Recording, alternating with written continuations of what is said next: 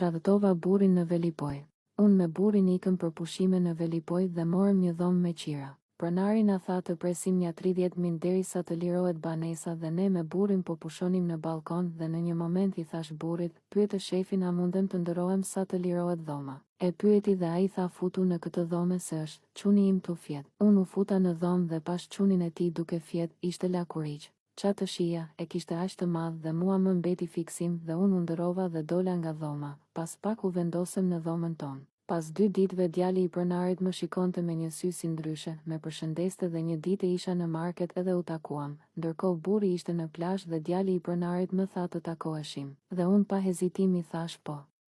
Shkuam në banes, ai filloi të më puth, me shtriu në 2 sheme dhe filloi të mi hiqte të gjitha rrobat me kujdes, duke eksploruar edhe trupin tim. Unë ndodhesha pikërisht aty ku doja, kisha ditë që po ndëroja për të, ishte shumë i mirë, nuk po mundesha të duroja më dhe